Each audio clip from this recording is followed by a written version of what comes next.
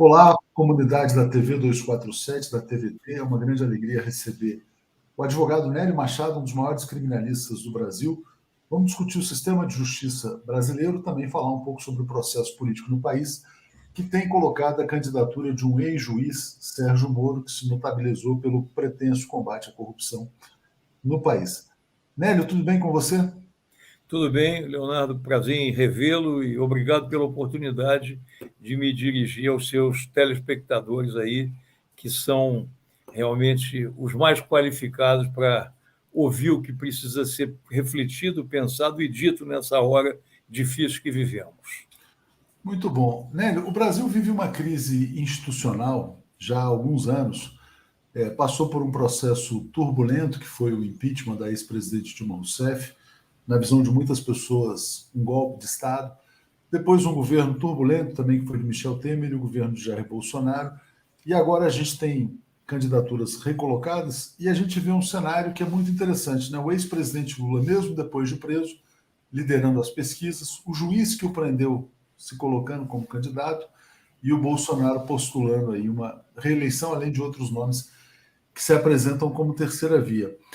Eu queria te perguntar, começar te perguntando, Nelly, como é que você vê o fato de Sérgio Moro e Deltan Dallagnol terem se colocado como agentes políticos e agora disputando cargos eleitorais, como presidente da República, deputado federal, enfim? Bom, em primeiro lugar, eu vejo no comportamento de ambos uma audácia desmedida, porque os dois transgrediram a lei de uma forma flagrante, de maneira frontal, e é de se perguntar se a hipótese não seria outra, de serem questionados no âmbito judiciário acerca de tudo quanto fizeram de afronta e de violação à Constituição da República, às leis do processo penal, ao direito penal, à cidadania. Evidentemente que, na minha expectativa, que não é de agora, eu fiz várias audiências com o doutor Moro e também, com menos frequência, com o doutor Dallagnol. Sempre me impressionou uma relação incomum de cumplicidade, que era explícita. Eu tive algumas altercações por força de verificar que o juiz era o encarregado principal da acusação, independentemente do que veio à tona depois pela Intercept. Eu, em 2014 para 2015, eu arguí a incompetência do juízo, que jamais o caso Petrobras poderia ser julgado no Paraná, do mesmo modo que eu sustentava a inquestionável e insuperável suspeição dele. Em 14, em 15, eu fiz um programa com o Paulo Moreira Leite, Espaço Aberto, no início de 2015, em que me foi indagado se o Supremo teria, enfim, diante de toda a repercussão, autonomia, liberdade para decidir como entender esse direito. Eu afirmei que sim, que se não houvesse um Supremo, não haveria salvação. Apenas, é claro que há uma decepção de todos nós, os que cultivam os princípios constitucionais, no fato de que o Supremo demorou tantos anos para reconhecer aquilo que era visível a olho nu. O juiz incompetente e um juiz parcial, um juiz suspeito. E isso fica escancarado aos olhos de todos na medida em que ele assume uma candidatura aventuresca, né, aventureira, melhor dizendo, à presidência da República. Como é possível alguém que não soube se comportar como magistrado ter a pretensão de ser o primeiro magistrado da nação, que é o que se considera no cargo primordial de presidente da República, que tem que ter uma capacidade de avaliação crítica, tem que saber ter um discernimento com base na razoabilidade, no equilíbrio. Ele é uma pessoa de extrema-direita que vestiu a indumentária de julgador sem ser. Ele escreveu um artigo em 2004 louvando a Operação Mãos Limpas, falando dos pretori dal salto, os juízes que combatem o crime. O juiz não pode combater crime. E ele foi nessa toada, inclusive falando da necessidade de cumplicidade com os meios de comunicação, de vazar informação. Me recordo, por exemplo, de uma audiência que eu fiz ainda em 2014 com ele, quando alguém suscitava ou fazia uma referência ao nome de um parlamentar, ele dizia alto lá, não se pode falar em nome do parlamentar, porque ele queria preservar de qualquer maneira a competência dele. Na suspeição que eu arguí em relação a ele, num habeas corpus também que fiz ao Supremo Tribunal Federal, eu disse que o livro de cabeceira dele era Minha Luta, do Adolf Hitler. Por quê? Porque ele não tinha nenhum compromisso com a prestação jurisdicional. O ministro Teori Zavascki, falecido, ele, julgando um habeas corpus no Supremo, ele afirma, numa passagem não muito feliz, seria medievalesco supor que se utilizassem as prisões como metodologia de apuração. Na verdade, quando a gente diz eu não diria, no fundo estamos dizendo foi medievalesco. Muitos dos que foram conduzidos à delação, à colaboração, isso se deveu ao constrangimento prisional, ao afastamento da família, à ideia de que, mal ou bem, havia a ideia de que existia um código próprio, o código do Dr. Moro, à margem da lei. O exemplo maior é o Alberto Issef, foi condenado a 100 anos, cumpriu 2 ou 3, teve restabelecido parcela de seu patrimônio. Enfim, a verdade é que essa operação ela praticou um desserviço ao país, porque, em última análise, rompeu-se o que é mais fundamental, a Constituição da República, as regras do jogo, o devido processo legal. Então, eu não posso enxergar de outra forma essa candidatura, senão uma maneira de esconder as ilicitudes praticadas quando vestia a indumentária de um magistrado, que nunca foi. No Jornal Nacional, só para concluir, no dia 15 de janeiro de 2015, quando ele, usando a prática de sucessivas prisões preventivas para evitar o êxito numa eventual concessão de um habeas corpus, eu fui entrevistado pelo Jornal Nacional e me perguntaram o que o senhor tem a dizer. A minha resposta foi: o juiz errou o concurso. Tinha que ter feito concurso para o Ministério Público, lamentavelmente a juiz. E viu-se depois com Intercept que, de fato, o comandante principal da Operação Lava Jato, o órgão de acusação que tinha domínio do fato, para usar a expressão que se usou na Ação Penal 470, era o senhor Sérgio Moro. Se a lei fosse aplicada com rigor, com essa teoria importada da Alemanha, o que se teria? Responsável principal pelo descomedimento, pelo excesso, pela ilegalidade, pelo abuso de poder, Sérgio Fernando Moro. Cúmplice principal, o senhor Deltan Dallagnol, que era, na realidade, o PowerPoint. Ele fazia a sua concepção cerebrina, veiculava, a mídia aplaudia, e aquilo se tornava uma verdade plena. E quando se afirmava na mídia que o Supremo endossava, não é correto também, porque o Supremo invocava frequentemente a súmula 691, ou seja, no caso do doutor Moro, o doutor Gebran mantinha, o ministro Trisotto, que era um desembargador de Santa Catarina, ele não julgava, e o ministro Teori dizia que não cabia habeas corpus contra ato monocrático de relator. Então, quando se apregoava que as decisões eram mantidas pelos outros tribunais, não é verdade. E quando o Supremo efetivamente enfrentou a questão, seja da incompetência, seja a questão da suspeição manifesta, inescondível, insuperável, invencível, irretorquível, o que aconteceu? Reconheceram a imprestabilidade de tudo, que causou prejuízos enormes ao país. E o pior, o magistrado depois vai trabalhar numa empresa que cuidava da administração, por assim dizer, do acervo que possa ter resultado da debacle de uma das empresas, uma das empreiteiras atingidas severamente pelas medidas que foram realmente desproporcionais e pouco inteligentes, à vista, inclusive, de uma comparação com outros países que combatem práticas ilícitas, mas tentam preservar o emprego, a empresa, os negócios, a economia. Nada disso aconteceu. Sem falar naquele fundo milionário que o Ministério Público pretendia apoderar-se, nem o Ministério Público Nacional, o do Paraná.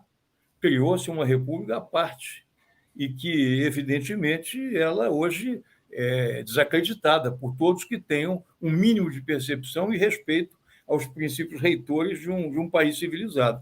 Espero que a gente consiga restabelecer um bom caminho. Há ameaças, há riscos, há candidaturas que lançam discursos de ódio, e não creio que o doutor Moro seja alguém que, se não foi capaz de ser juiz e ser isento, não o será caso tenha sucesso na sua empreitada, mas eu, como advogado, ouso dizer, pelo seu, inclusive, despreparo intelectual, ele não tem como subir essa montanha, ele não chega lá. Muito boa explanação, né? Eu te agradeço muito aí por essa aula que você deu aqui na largada dessa entrevista nossa. Mas eu quero te fazer uma outra colocação, né? Você falou da Manipulit, desse artigo que ele escreveu em 2005, até coloquei na tela enquanto você falava. Hoje, quando se faz uma leitura retrospectiva do que aconteceu na Itália, algumas pessoas dizem, olha, o objetivo era destruir o sistema político da Itália e também o seu sistema econômico. Ali, você tinha acusações de ligações de políticos com máfia, mas também passava pela questão do financiamento político de campanhas que envolvia uma empresa de petróleo lá, que era a Eni, se eu não me engano.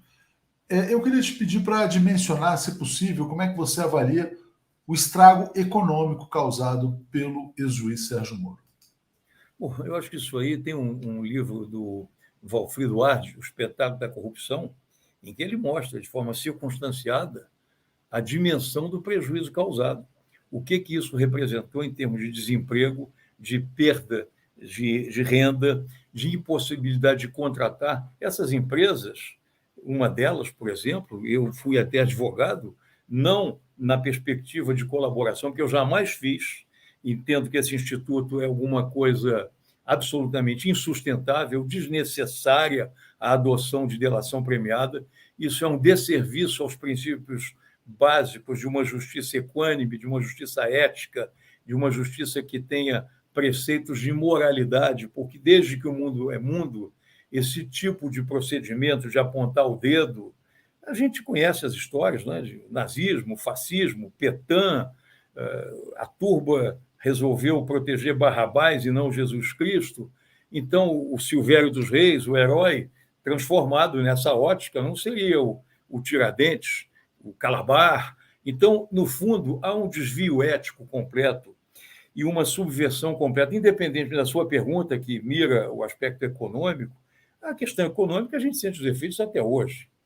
O Brasil está com inflação, o Brasil está com crescimento negativo, o Brasil vive de commodities, o país está desindustrializado, essa construção nossa tinha prestígio internacional. A Odebrecht, por exemplo, construiu em Los Angeles, em Miami, em Portugal, enfim, mundo afora, na África, e tinha excelência como as concorrentes, a Andrade Gutierrez, várias delas, e elas foram absolutamente quebradas, elas só sobram. Que interesses existem por trás disso? A história vai contar daqui a 20 anos, 30, porque ela não se faz de imediato. A história sempre é provisória, mas existem indicações, inclusive uma certa vizinhança um pouco exagerada, quer dizer, não são quilômetros que nos afastam dos Estados Unidos, para alguns personagens, por exemplo, os que eu nominei há pouco, e que foram alvo de um comentário mais direto e frontal e mais rigoroso, eles tinham uma intimidade com o Departamento de Estado, visitas a órgãos de repressão, colaborações. O Youssef, por exemplo, tinha feito uma delação anterior no caso do Banestado, não poderia fazer outra, inadimpliu a sua obrigação, ou seja, não a cumpriu. Como é que você pode dar crédito a alguém que não honrou a confiança nele depositada? O juiz Moro se deu por suspeito, por impedido, no caso do Alberto Youssef. Depois, talvez percebendo que esse episódio pudesse dar a ele galas e ressonância e projeção nacional, eu hoje ouso dizer que ele tinha um propósito desde 2004, desde juiz novinho. Ele tinha um propósito político indisfarçável. E esse propósito era, bom, chegou o caso da minha vida. Daí eu falar da minha luta, a minha causa, a causa que é minha, que eu digo isso no habeas corpus, que o Supremo não julgou. Por despacho monocrático, o ministro Teori Zavascki entendeu que não cabia, porque era apenas uma decisão lá, liminar, negada pelo desembargador Trisotto, na condição de ministro. Não julgaram. E quase nada se julgou. E nesse interregno vinham os advogados, e aí entra uma cumplicidade a ser investigada, um dia, sei lá, as relações de advogados com o Ministério Público e com o magistrado, advogado delator, que tem que guardar sigilo, bate a porta do delatado, vira advogado do delatado, e nada acontece. Então, houve uma simulação de justiça, houve um aplauso muito em razão de uma divulgação estrepitosa dos meios de comunicação, em especial o principal órgão da TV aberta, cujo jornal principal repetia incessantemente trechos editados de colaborações. Curiosamente, as imagens não mostravam os advogados. Os advogados merecem uma avaliação crítica também, na minha perspectiva, que o advogado deve diagnosticar o caso. E me parece que qualquer valoração sobre caso Petrobras no Paraná conduziria inexoravelmente ao reconhecimento da incompetência absoluta do juiz do Paraná. Nenhuma regra processual permitiria essa conclusão. De outra parte, a suspeição era absoluta. Então, faz-se um acordo. Quem homologa? Esse juiz. Esse juiz homologa mediante um contrato leonino, quer dizer, um contrato que você tem que aderir, um contrato de adesão, onde você desiste de habeas corpus, desiste de qualquer impugnação, aceita as limitações da defesa e, consequentemente, você não pode falar que o juiz é incompetente, não pode falar absolutamente nada. E mais, houve composições patrimoniais em cima de valores de ilicitude que era questionada. Então, paradoxalmente, talvez tenha havido uma lavagem de dinheiro em algumas delações, porque, através delas, legitimou-se parte do patrimônio daqueles que eram acusados. Não sei se a acusação procedia ou não faço juízo de valor, mas algumas pessoas tiveram sua vida resolvida e equacionada. Muito interessante isso que você fala, Mélio, que a delação pode ter sido um instrumento até para lavagem de dinheiro. Eu queria pegar esse ponto que você falou para fazer um parêntese aqui.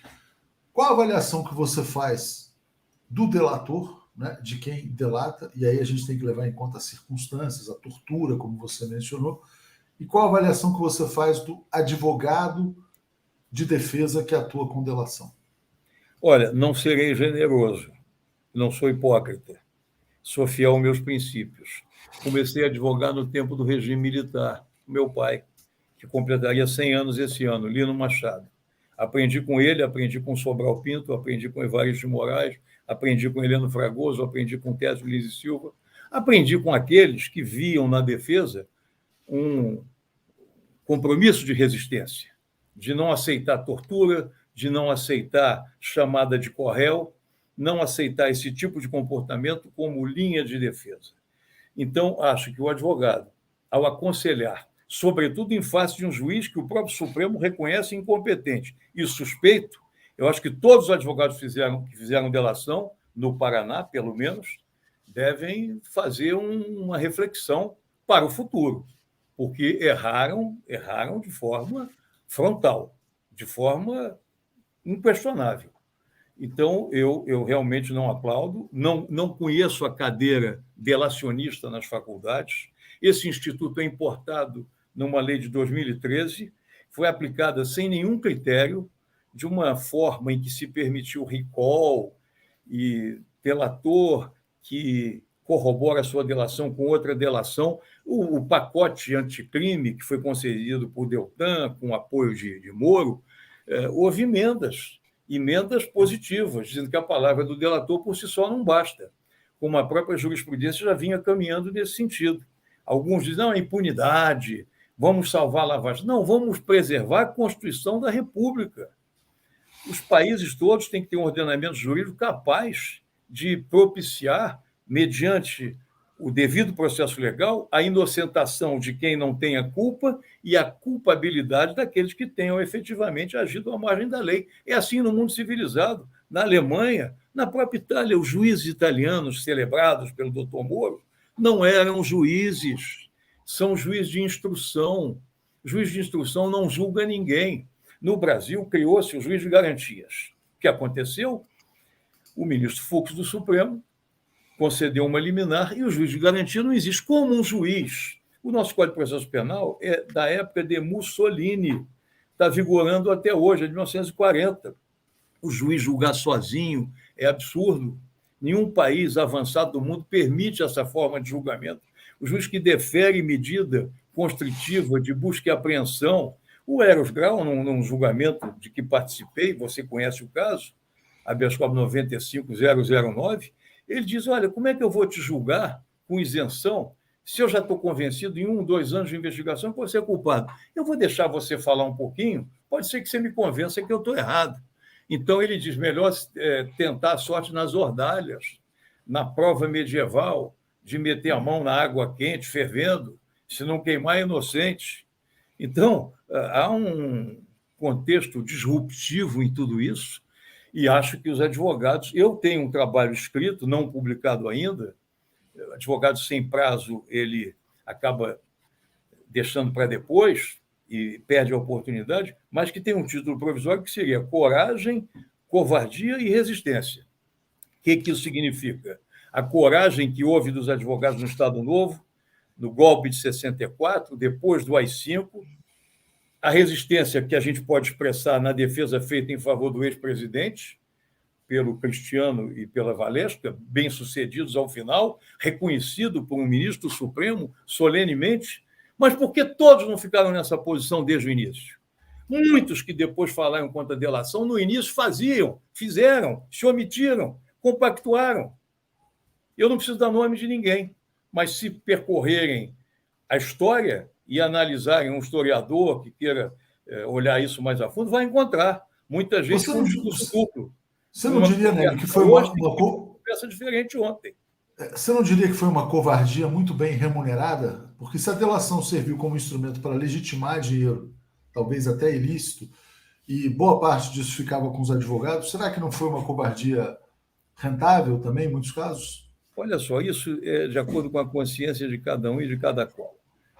Muitos doutrinadores, estudiosos, dizem que é um meio de defesa. Eu não consigo conceber como meio de defesa. A defesa é não só a eventual inocência, como também a diminuição da culpabilidade. Você, quando aquece com o seu adversário, não tem mais enfrentamento. Enfrentamento tem na luta de boxe, no jogo de basquete, no jogo de futebol, no torneio de oratória, em qualquer coisa.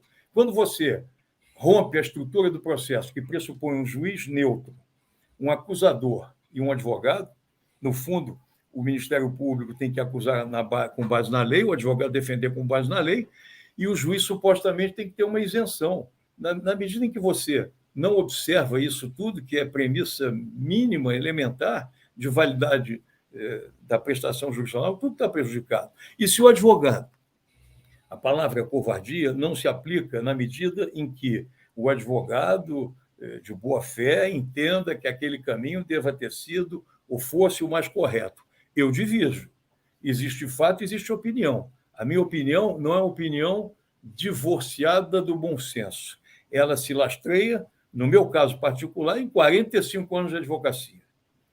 Naquele tempo, inclusive, de um regime de exceção, não se sentariam à mesma mesa 2 advogados em que um deles fosse um adepto de uma colaboração. Então, eu fui formado com esses valores. Eu fui formado com esses princípios, dos quais não me afasto.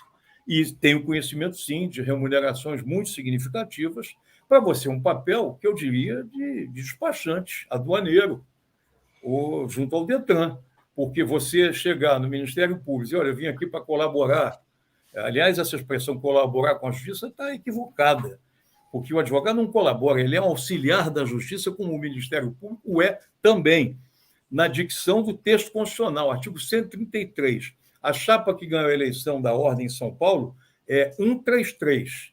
É o artigo da Constituição que fala da advocacia como indispensável à prestação jurisdicional. Quando você se subalterniza, quando você presta vassalagem ao órgão de acusação, quando você aceita uma negociação, você não está comprando um terreno, um imóvel, não, você está tratando da sua liberdade. A liberdade é alguma coisa que não se mercadeja. E você pode perfeitamente defender princípios, devido processo legal, presunção de inocência, esgotamento da via judiciária, como o Supremo demorou, mas acabou reconhecendo, embora seja texto claríssimo na lei, o Supremo teve momentos positivos e momentos também absolutamente decepcionantes da natureza humana. Também não vai se imaginar que os poderes não erram. O Poder Judiciário tem o privilégio, e é natural, de errar por último. Mas o Supremo andou muito bem quando ainda que tardiamente. O Rui Barbosa dizia que justiça tardinheira não é justiça, senão inqualificável injustiça. Mal ou bem, muitos ficaram presos, muitos foram submetidos a tratamento desumano, cruel, degradante, tiveram suas imagens expostas às 6 da manhã, e depois viu se o juiz não era competente, o juiz não podia ter julgado, a prova não era válida.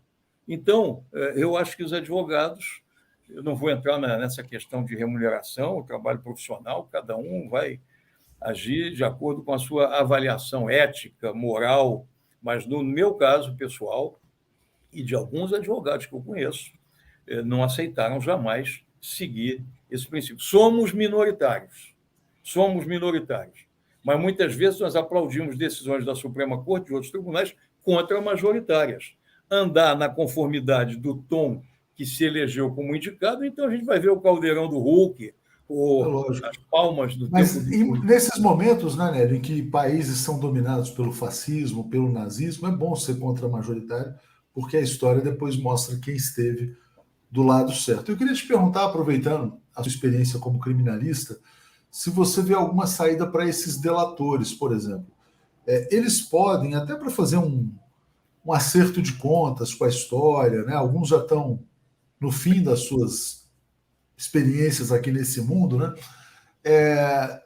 Eventualmente relatar que foram torturados, que foram submetidos a pressões desumanas e buscar um outro caminho, ou não tem mais, uma vez que eles fazem esse tipo de transação penal, né, que é uma transação, é possível destransacionar ou eles estão condenados para sempre a essa pecha do traidor? Eu não sou especialista no assunto e certamente não baterão a minha porta para tratar desse assunto. Vão procurar os que embalaram o Mateus.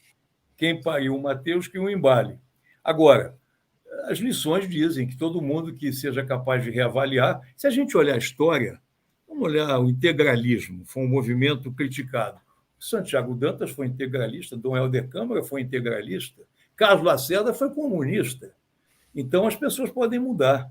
Eu tinha um professor, eu cito muito, que ele foi influente na minha vida e era do Ministério Público, Roberto Lira, autor do Código Penal.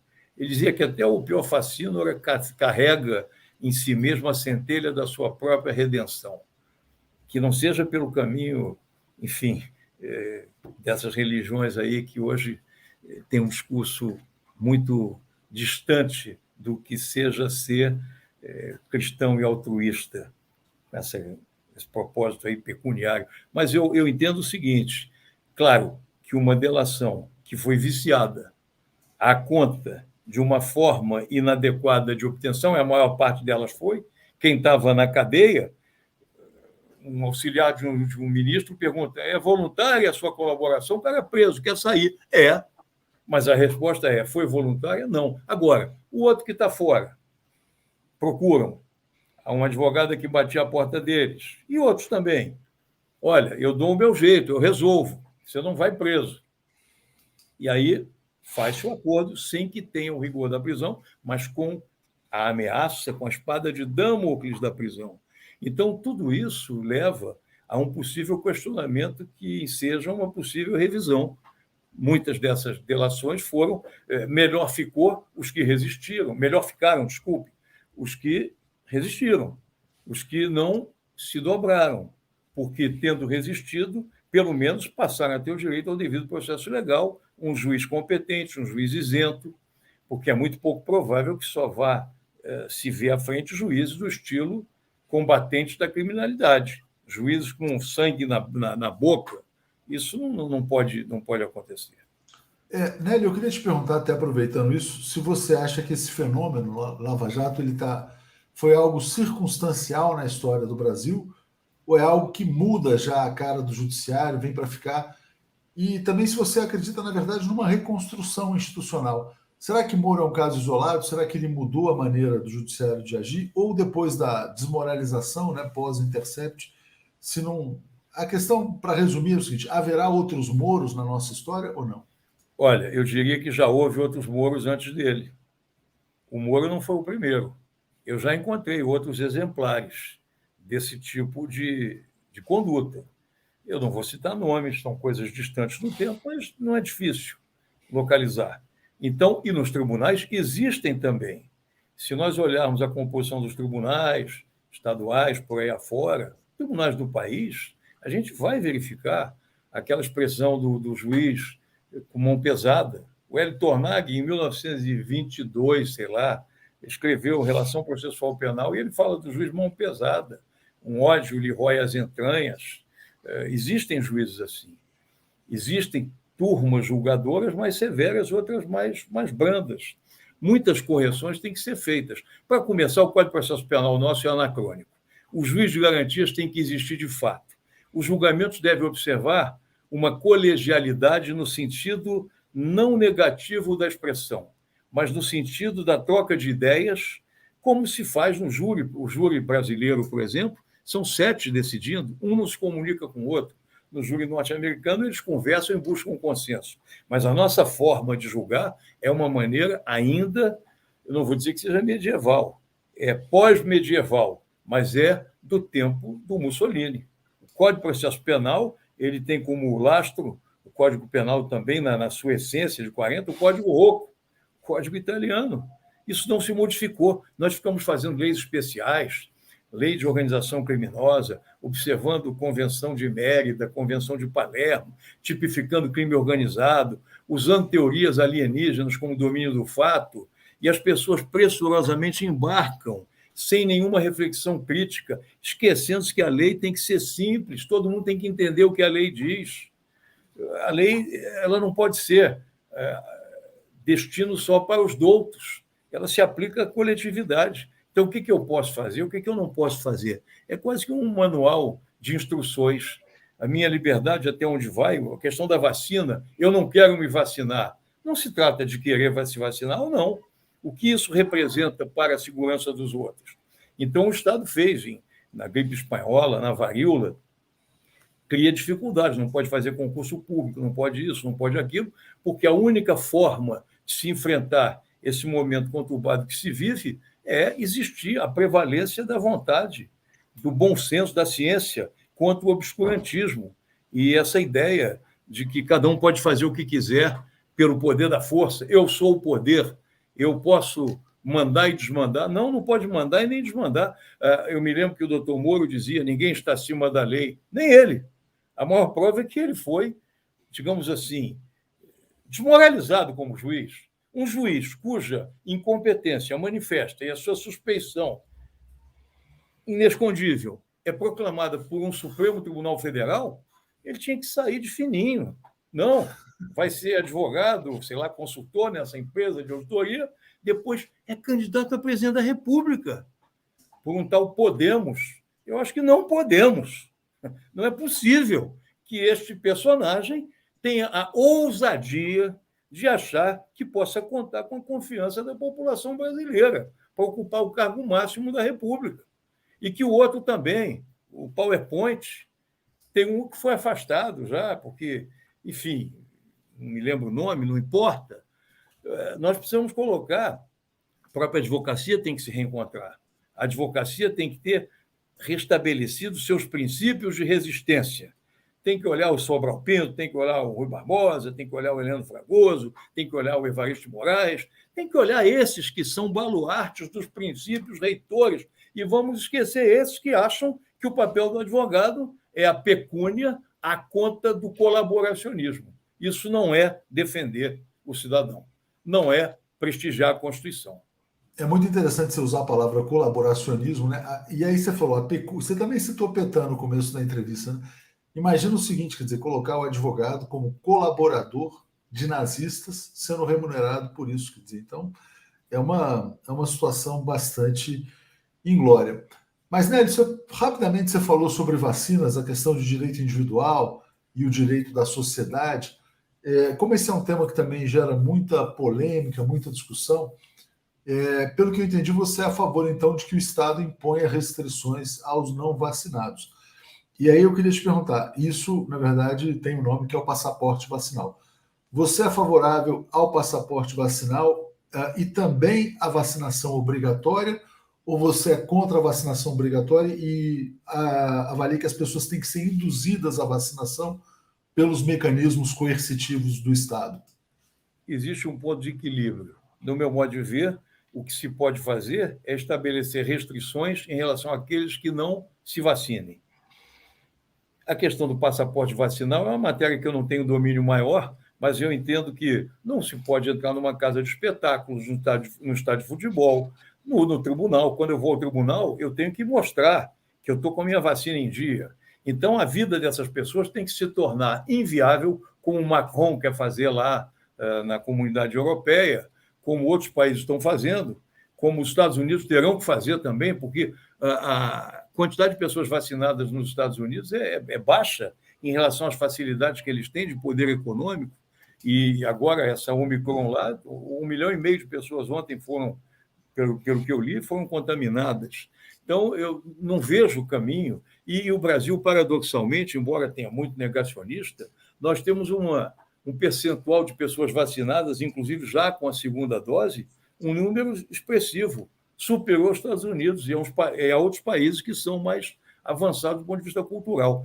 Vive-se um momento ainda de certo radicalismo, né? O que o Trump fez de mal, o que o presidente atual também compromete a convivência pacífica entre as pessoas.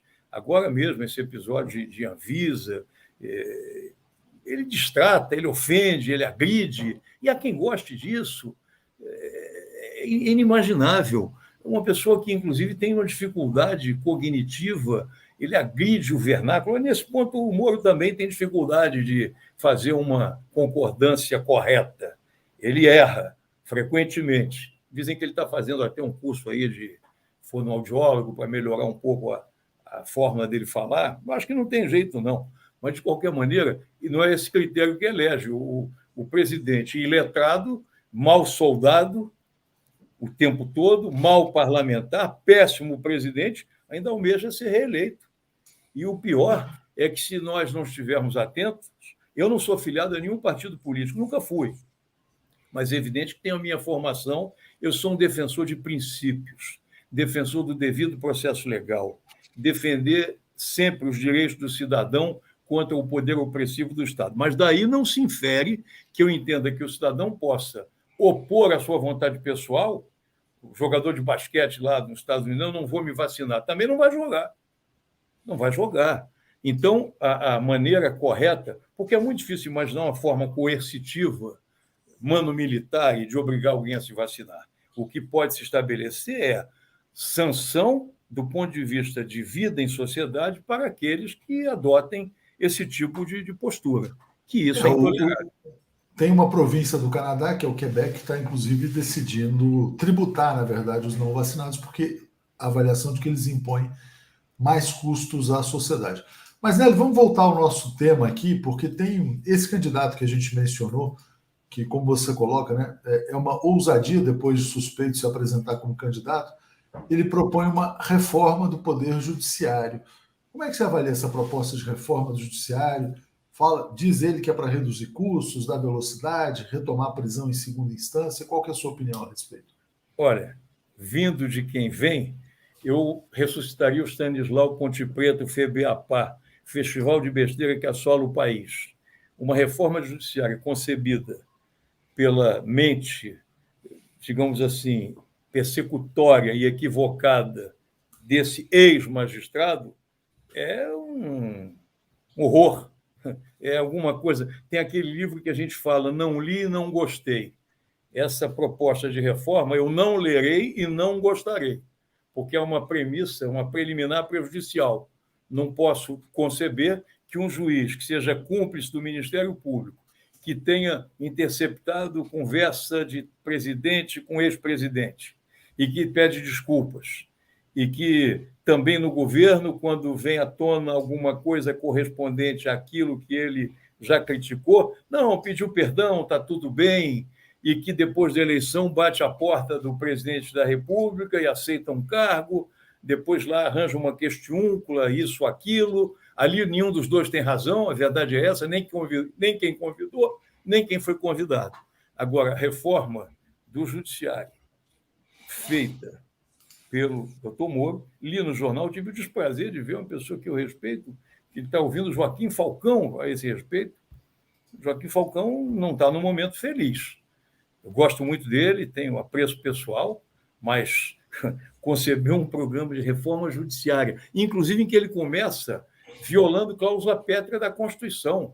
Ele colocou isso na sentença que condenou o ex-presidente, elogiou recursos destinados à Polícia Federal, no entanto, teria se abstido de influenciar, mediante uma medida legislativa qualquer, iniciativa do Executivo, a imediata prisão. Olha, a imediata prisão, se ocorresse, as consequências perversas em relação ao próprio candidato, ou suposto candidato Moro, ele seria culpado por botar muita gente no cárcere que lá não deveria ter estado.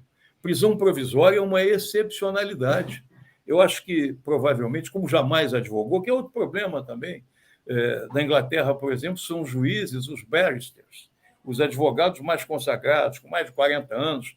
Esse rapaz, com 20 e poucos anos, como o doutor Deltan, a mesma coisa, começou a vida fazendo concurso, sem vivência, sem experiência, e senta numa cadeira mais alta, tem todo aquela entourage. As audiências feitas no Paraná, à exceção, talvez, daquelas atinentes ao ex-presidente da República, Luiz Inácio Lula, elas eram a portas fechadas. O que se via no Jornal Nacional era a edição que convinha. Eu censurei duramente o juiz numa audiência, à conta da sua inclinação. Ele era pró-acusação, visivelmente, indeferindo qualquer indagação da defesa, e por uma descautela qualquer, aquilo vazou, está no YouTube, tem milhares de acessos, em que eu disse: olha, Vossa Excelência tem que ter paciência com a defesa. Aí ele disse: não, o senhor está fazendo isso aqui uma tribuna? Não, estou defendendo o direito de defesa, que Vossa Excelência não tem paciência. Não tem. Ele tinha horror da defesa. É uma coisa claríssima. Mas no tempo do regime militar, as audiências eram públicas. Nenhuma audiência era feita a portas fechadas. E a imprensa, que tanto o aplaudia, não entrava nas salas de audiência. Então, é uma situação de anomia. Como é que se pode transformar o que é absolutamente inusitado, incomum, insustentável, que violenta a Constituição, a lei processual penal, as garantias do réu, o direito de defesa, e os advogados aceitando colaboração e batendo... Eu entrei no gabinete desse magistrado uma única vez na minha vida, porque ele é uma pessoa para se conversar à luz do sol. Não é possível conversar com um juiz inclinado, porque há uma premissa de não confiança que decorre do fato de que ele tinha lado. Tinha lado, viu-se que ele tinha lado e continua tendo lado. E não mudou o discurso é o mesmo. Até porque, se tiver que falar sobre outros assuntos, terá enorme dificuldade. Assessor não resolve tudo, não. E tem que ter uma capacidade de apreensão, que ele não aprendeu a Constituição, não aprendeu o Código de Processo Penal, não aprendeu o Código Penal, especialista em quem lavagem, isso não é nada. É uma visão míope, uma visão equivocada da realidade. Eu acho até que eu estou gastando muito tempo com uma carta fora do baralho. Não, mas é importante... Eu considero, doutor Moro, uma carta fora do baralho jurídico, uma carta fora do baralho institucional, e acho que é uma candidatura simbólica, muito mais para preservar uma imagem daqueles que o aplaudiam. Não que isso tenha consistência para ir adiante. Mas mesmo que seja uma carta fora do baralho, também no campo da política, Nélio, tem uma importância para a história do Brasil, porque realmente existe um Brasil antes e depois desse processo. O Brasil antes tinha uma perspectiva de desenvolvimento que é totalmente diferente da perspectiva atual. O Brasil tinha uma condição econômica muito diferente da que existe hoje, né? É óbvio que o Brasil pode se reencontrar, pode voltar a crescer, enfim. A história ela está sendo construída a cada momento. Mas, por ter sido um personagem central, eu acho que ele merece ser discutido. E aí eu quero te trazer um outro ponto, que é essa investigação do Tribunal de Contas da União sobre o seu patrimônio e esse contrato com essa Alvarez e Marçal. Ele fala o seguinte: olha, não, tem uma cláusula no contrato que diz que eu não poderia me envolver com conflitos de interesse. Mas será que o conflito de interesse já não estava dado pelo que ele fez antes de ser contratado? E aí o Tribunal de Contas da União recorre a essa ideia da porta giratória. Queria até te pedir para explicar para o público esse conceito, né? O que é esse revolving door que eles falam tanto nos Estados Unidos, já que o Moro quis importar para o Brasil o modelo judicial dos Estados Unidos, Como é que é essa coisa da porta giratória e se ela por si só já estabelece o conflito de interesse? Bom, no meu modo de ver, já estabelece sim. Nos Estados Unidos é comum, eu vejo advogados de defesa, tenho até experiência profissional, um advogado de defesa, num caso que a gente cuida fora do país, em que o advogado foi do Ministério Público, foi da acusação. Isso se vê muito frequentemente. A porta giratória nós vemos também no Brasil no mercado financeiro. Pessoas que estavam no Banco Central vão para instituições financeiras, depois voltam para o mercado, como também hoje se permite que o juiz, deixando de ser magistrado, já no dia seguinte possa advogar. Eu vejo isso com reservas. Passaram a dizer que não, só não pode advogar no seu tribunal onde estava atuando. Então, o ministro do Supremo não pode atuar no Supremo, mas pode atuar no STJ, pode atuar em primeira instância. Eu acho que isso não é razoável. Eu teria que ter uma quarentena significativa, algo em torno de 3 anos, no mínimo, para que isso fosse viabilizado. A porta giratória, no caso específico do juiz, é alguma coisa completamente insustentável. Ele foi trabalhar na empresa responsável por atuar na recuperação, enfim, judicial, de uma das mais atingidas pela sua atuação como magistrado. Do mesmo modo que o advogado de delator não pode ser advogado delatado, é crime, artigo 355 do Código Penal, tergiversação ou patrocínio infiel. No fundo, mal comparando, não cabe essa tipicidade com exatidão, mas é uma espécie de tergiversação. Eu estava do lado de cá, vou para o lado de lá. Eu aqui criei fama e nela me deitei, e agora eu vou ter as consequências das informações que tive. Vou trabalhar num outro campo. Eu tenho um cacife, porque o cargo dele levou a uma multiplicidade de dados que as pessoas comuns não têm. E lá não ficou. Desconheço as razões. Ninguém sabe a remuneração. Ninguém sabe. E no caso de um personagem que pretende um cargo público mediante um processo eleitoral, essas coisas têm que ser escrutinadas, palavra que ele gostava de dizer, escrutinadas, devassadas, explicitadas, publicizadas, divulgadas. Não pode haver segredo em relação a isso. O ministro Celso de Mello dizia isso, citando o Norberto Bobbio, na democracia, o poder não se esconde, não se oculta, não pode ficar impenetrável. A gente está vivendo hoje verba secreta, emenda sigilosa. Quer dizer, tudo que a Constituição Cidadã concebeu, em termos de ideário, traidor da Constituição é traidor da pátria. Muitos traidores da pátria aí estão sendo festejados. Traidores da pátria. Os que não respeitam a Constituição são traidores da pátria. Não reconhecer a presunção de inocência é traição à pátria, porque existe o mecanismo da prisão preventiva para casos em que ela seja necessária. Não é possível a gente viver com 40% de presos provisórios. É a situação prisional do Brasil. É inadmissível. Isso não pode passar pelo bom senso de ninguém. Então, olha, eu não sei. De vez em quando, todos nós somos acometidos de um quadro um tanto depressivo. Depressão no sentido de racionalidade. Mas a gente tem que acreditar.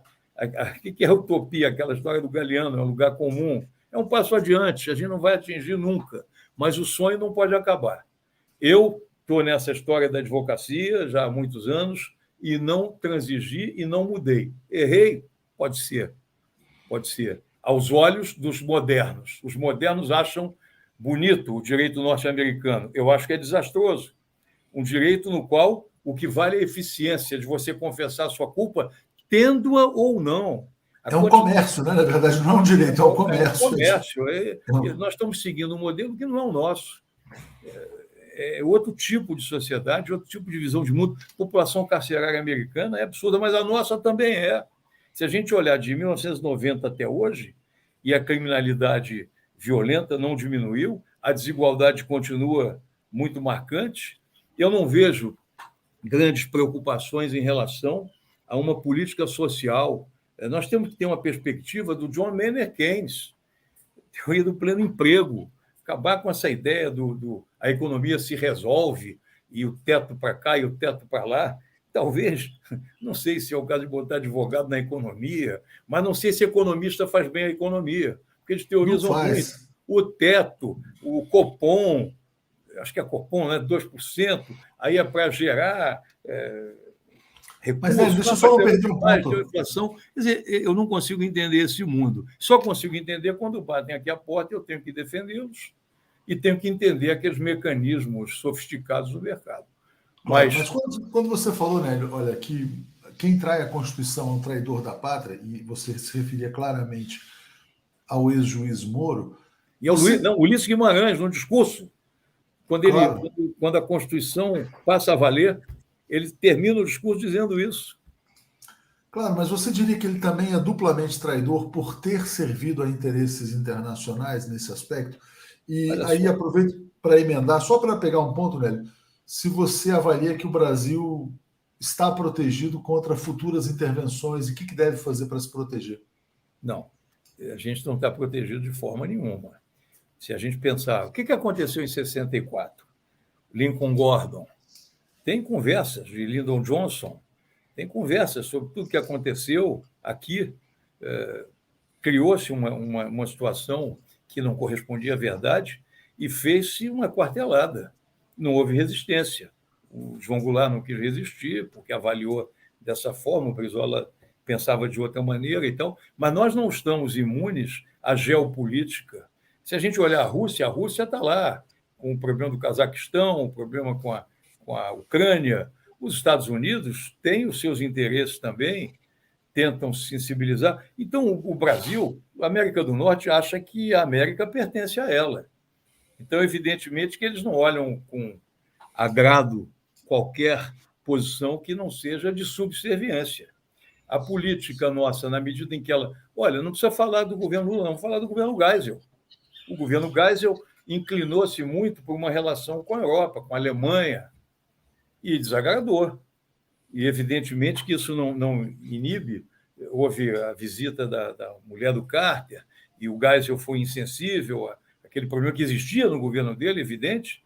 Quem afirmava que a tortura existia à revelia dos escalões superiores, isso é uma mera retórica. Aquilo era uma política do Estado na época. Isso fazia parte da repressão, obter informação depressa para prender logo os outros. E assim foram várias organizações dizimadas. Não vejo como se possa desconsiderar a influência norte-americana no futuro. E com relação à palavra traidor, eu não preciso adjetivar. Eu posso me limitar à palavra do Ulisses Guimarães. Traidor da Constituição é traidor da pátria. O juiz que não é isento, ele trai a causa da justiça. Ele desatende ao seu compromisso fundamental. Ser justo é dar a cada um o que é seu. E como alguém pode ser justo servindo a um senhor que não faz parte sequer do processo? E são ligações aí que são difíceis de serem comprovadas, são intuídas, são percebidas, são notadas, mas nem tudo se consegue provar. E esse ônus de prova é complicado de se fazer. Mas, de qualquer forma, não se pode afirmar que, diante do contexto dos múltiplos interesses que existem por aí afora, que não haja interesse dos americanos, seja no processo sucessório. Os Estados Unidos de Biden é um, de Trump é outro. Eles não ficam Mas, de por braços exemplo, já há quem fale, viu, Nélio, depois dessa Lava Jato que dizimou a construção no Brasil, que esteja sendo preparada uma Lava Jato, usando esse nome, né? Contra o agronegócio, contra outros setores competitivos da economia brasileira. Né? Há muita pressão, por exemplo, para expulsar, por exemplo, a JBS dos Estados Unidos. Estou dando um exemplo aqui pontual, mas a competição internacional, a competição entre as empresas, entre os estados, vai usar cada vez mais esses instrumentos legais, né? Então acho que esse talvez seja um alerta importante aí para a gente deixar. Estamos chegando ao final aqui da entrevista, te passo para fazer uma palavra final aqui Olha para só, o nosso o que eu público. posso dizer, Leonardo, é o seguinte: é que eu te conheço há muito tempo, tenho muita admiração pelo jornalismo que você faz, que é um jornalismo independente, um jornalismo corajoso, não adaptável às circunstâncias do momento, aos interesses menores. E quando você me chama, nós já nos encontramos em outras causas, de outra natureza, você cobrindo e sabendo, enfim, de tudo que estava se passando. Eu posso afirmar que seja a TVT, seja a TV 247, vocês prestam um serviço relevantíssimo, fundamental. E volta e meia eu estou buscando matérias. Ainda há 2 dias atrás eu acabei não vendo por falta de tempo, não sei se era vacinação infantil ou não, às vezes a gente não tem tempo, mas é um trabalho muito meritório, muito importante, e você vai contar sempre com a minha colaboração, absolutamente leal e franca. Eu digo o que penso, jamais deixei de dizer o que penso e nunca vou deixar de fazê-lo, ainda que isso me custe algum dissabor ou eventual aborrecimento. Mas eu não quero ficar zangado comigo, eu prefiro ficar em paz com a minha consciência. É assim que eu caminho. É isso aí. Entrevistamos, então, um dos maiores advogados do Brasil, Nélio Machado, grande criminalista. E até a próxima oportunidade. É sempre um grande prazer falar com você também, Nélio. Muito obrigado aí mais uma vez. Obrigado, Leonardo. Grande abraço. Abração.